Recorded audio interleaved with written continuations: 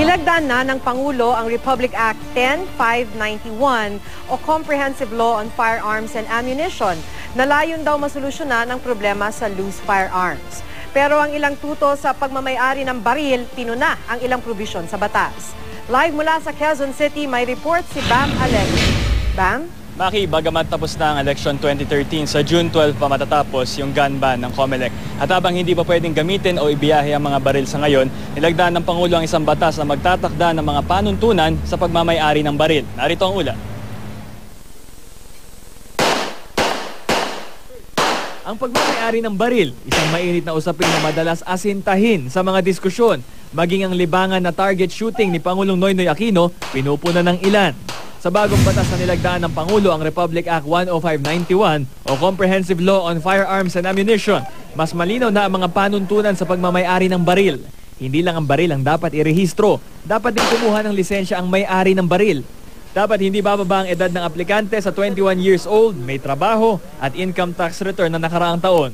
Wala rin dapat criminal record at nakapasa rin dapat sa psychiatric at drug test na accredited ng Philippine National Police. Kailangan din magsumite ng paliwanag kung bakit nais magmay-ari ng baril. Ang champion practical shooter na si Jetro Dionisio naniniwalang makakabuti sa mga gun enthusiast ang bagong batas sa pagmamay-ari ng baril. Wala naman daw dapat ikatakot ang gun hobbyists kung walang itinatago at sumusunod sa alituntunin. Makakatulong daw ito para matugunan ang problema sa loose firearms.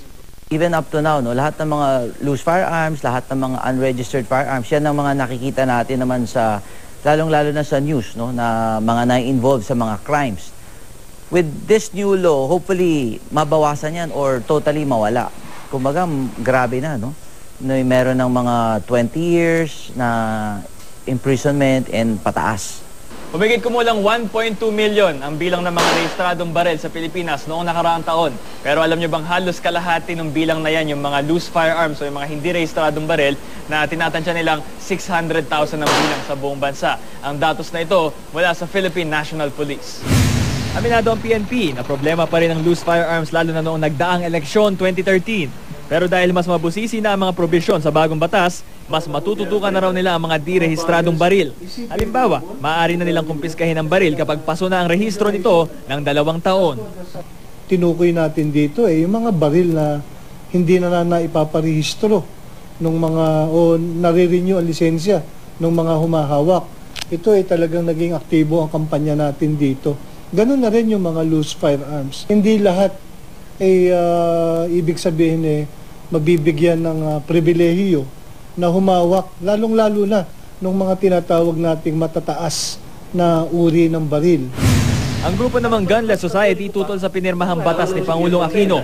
May ilang provision daw ang batas na madaling abusuhin. Halimbawa, pwedeng magbigay ang PNP ng Type 5 license kung saan pahihintulutang magmay-ari ng higit sa 15 baril kapag nakapasa sa qualifications ang aplikante. Ibig sabihin yan, you are promoting guns. You are promoting gunocracy. Dali mag-invento ng threat. Sabi ko lang, every hour nakakanib ako ng tawag sa telepono. Iban na sa buhay ko.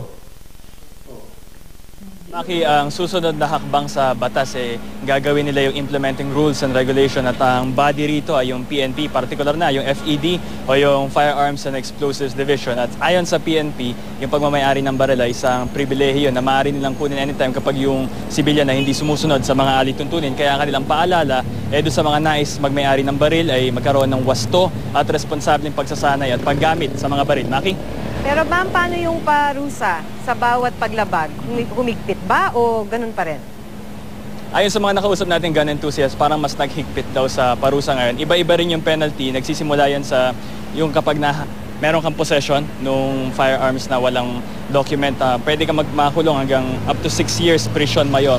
Pero mas mataas yung parusa kapag patunayan na ginamit mo itong loose firearm na to, pwedeng umabot ng reclusion perpetua na up to 40 years na imprisonment at kasama rin yun sa mga hahatulan ng reclusion perpetua yung pagkakaroon ng class light B na sandata at yung pag-smuggle ng mga ganito mga pinagbabawal na baril. At meron din kapag wala kang permit to carry, pwede kang maging liable sa fine na 10,000 pesos at maging kung nawala yung baril at hindi mo nasabi sa mga otoridad, meron din yung fine na 10,000 pesos. Maki?